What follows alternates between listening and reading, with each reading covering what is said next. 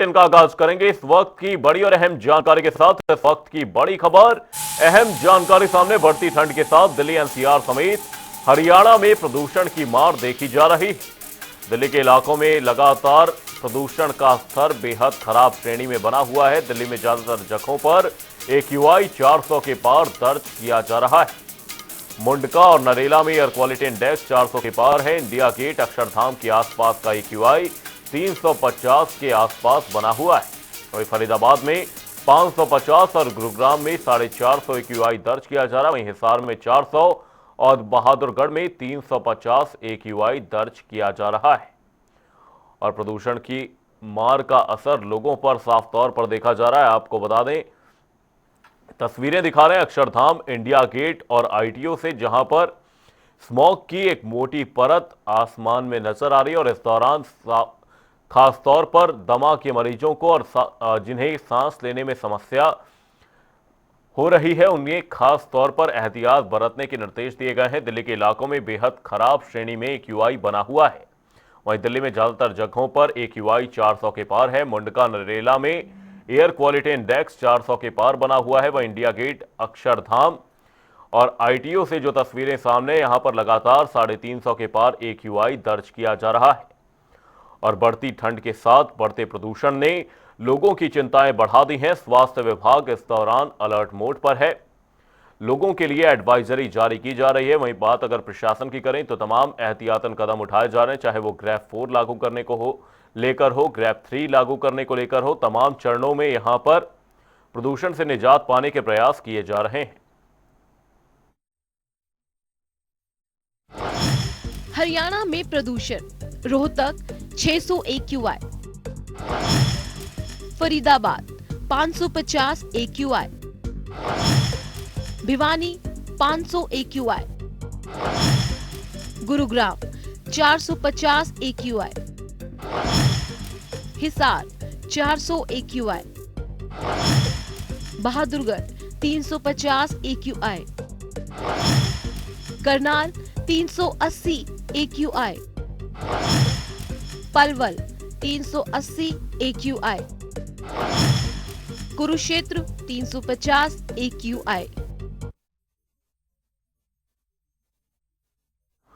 Delhi NCR समेत हरियाणा में प्रदूषण की मार देखी जा रही है। लगातार बेहद चिंताजनक प्रदूषण की स्थिति है। और इस दौरान बढ़ती ठंड के साथ बढ़ते प्रदूषण ने लोगों की चिंताओं को और बढ़ा दिया है। दिल्ली में ज्यादातर जगहों पर AQI 400 के पार दर्ज किया जा रहा है। बात मुंडका नरेला की करें, लगातार AQI 400 के पार बना हुआ है। वहीं अक्षरधाम, ITO और इंडिया गेट के आसपास AQI 350 के पार दर्ज किया जा रहा है। और इस दौरान स्वास्थ्य विभाग अलर्ट मोड पर है। लोगों के लिए एडवाइजरी जारी की जा रही है। एहतियातन कई कदम प्रशासन की ओर से इस दौरान उठाए जा रहे हैं।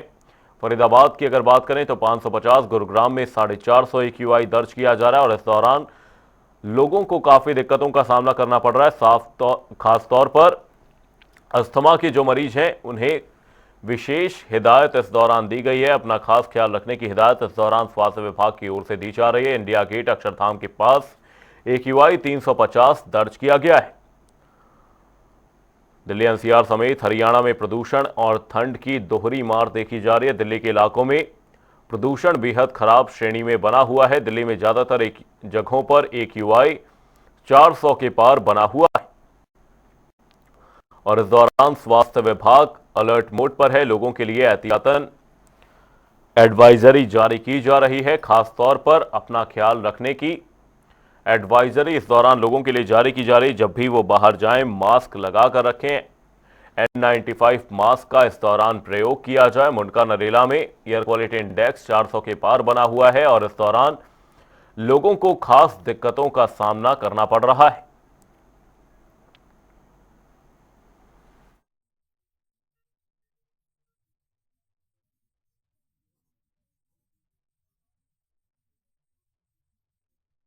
दिल्ली में ज्यादातर जगहों पर AQI 400 के पार बना हुआ है। मुंडका नरेला में एयर क्वालिटी इंडेक्स 400 के पार बना हुआ है। वहीं इंडिया गेट, अक्षरधाम के आसपास का AQI अगर हम बात करें 350 के पास लगातार बना हुआ है। वहीं हरियाणा में भी इस दौरान प्रदूषण का स्तर बेहद चिंताजनक स्तर पर है। और हमारे साथ प्रदूषण पर चर्चा करने के लिए हमारे 3 सहयोगी बने हुए हैं। जींद से हमारे सहयोगी सुनील पवार, पानीपत से हमारे सहयोगी अनिल और यमुनानगर से हमारे सहयोगी सरबजीत हमारे साथ बने हुए हैं। सरबजीत, सबसे पहले आपका रुख करेंगे।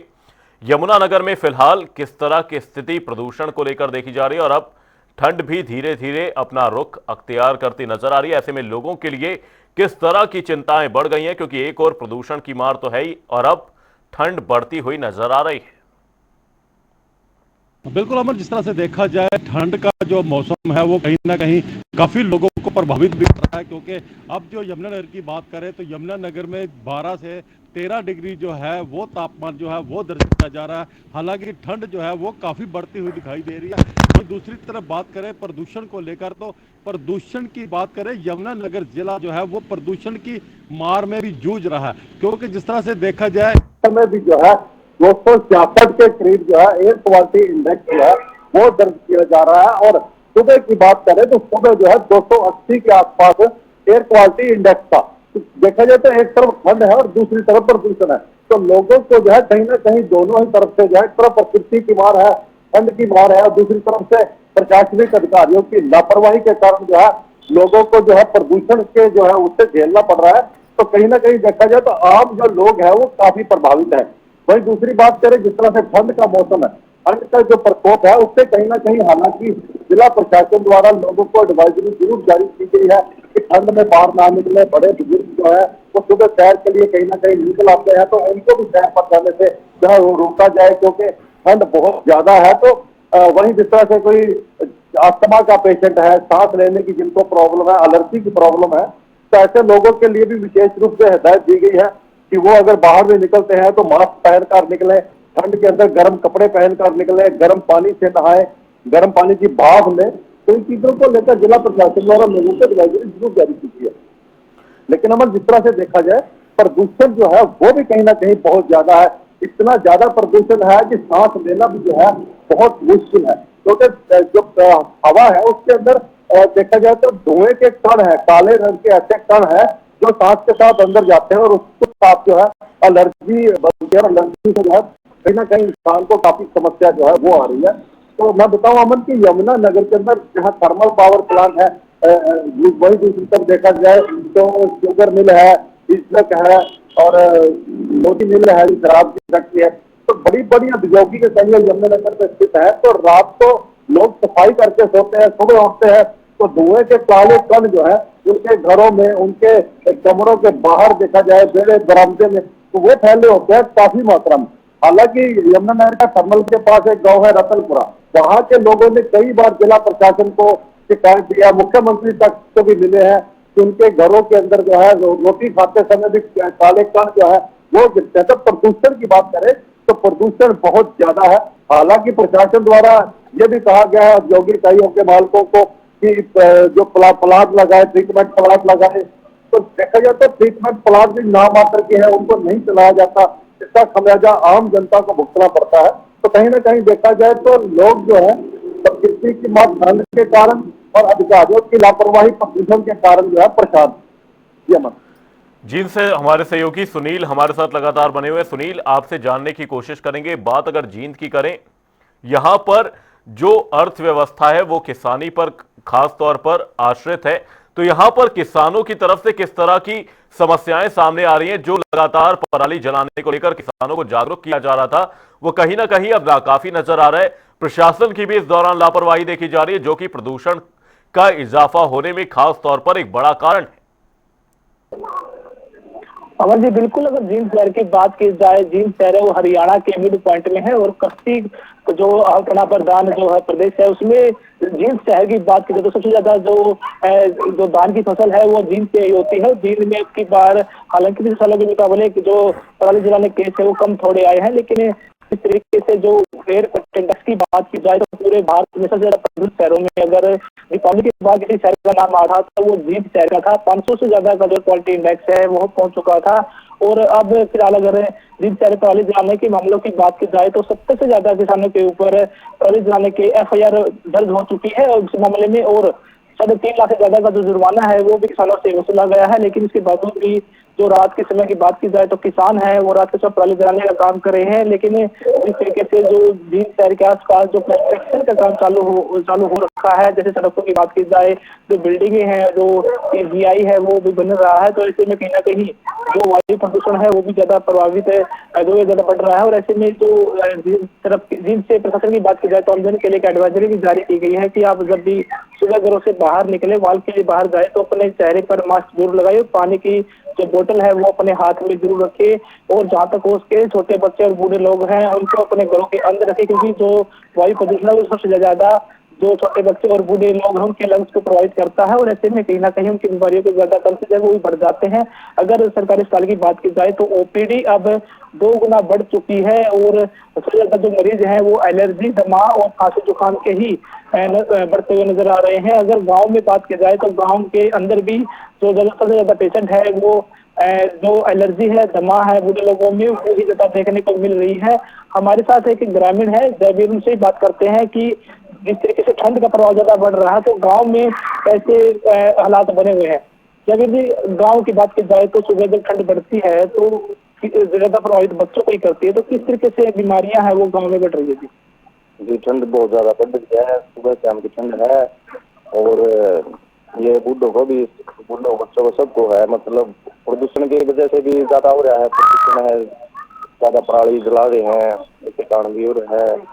तो अब बूढ़ों बच्चों को गर्म वस्त्र पहनने से बचाव हो रहा है, और ये है कि ऐसा ही है, सब ठंड का काम ज्यादा हो रहा है, शाम सुबह ठंड ज्यादा है। तो पिछले साल के मुकाबले की बार ज्यादा ठंड महसूस हो रही है? हाँ जी, बिल्कुल ज्यादा हो रही है, शाम सुबह ज्यादा ठंड है और प्रदूषण भी बहुत ज्यादा है।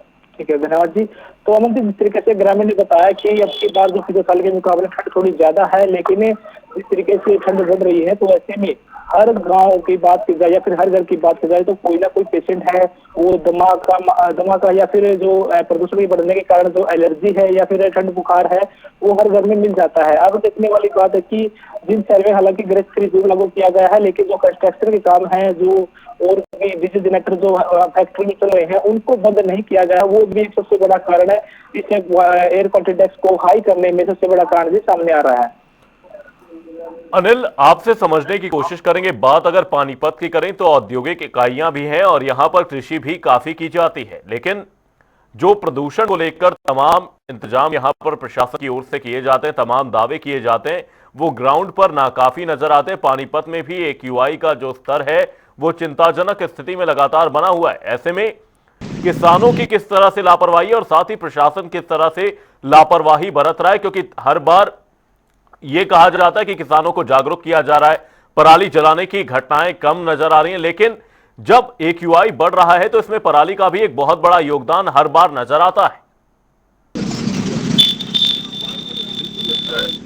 मैं आपको बताना चाहूंगा, जिस तरह से पानीपत एक औद्योगिक नगरी है, 5,000 से ज्यादा इंडस्ट्री यहाँ पर है, और लगातार मैं बता दूं कि जिस तरह से सेक्टर 29 पार्ट 2 और इंडस्ट्रियल एरिया है, वहाँ पर जो फैक्ट्रियों के अंदर जो चिमनियां हैं वहाँ से लगातार धुआं यहाँ से निकलता है। और बता दूं कि मैं पानीपत रिफाइनरी, थर्मल और एनर्मल, ये भी एक प्रदूषण के कहीं ना कहीं बहुत बड़े कारण माने जाते हैं। और पानीपत के अंदर जो ट्रैफिक है, ट्रैफिक से भी जो है, जो गाड़ियों से निकलने वाला धुआं है, उससे भी काफी पोल्यूशन होता है, जिसके कारण लोगों को काफी समस्याओं का सामना करना पड़ता है। वो काफी चिंताजनक है।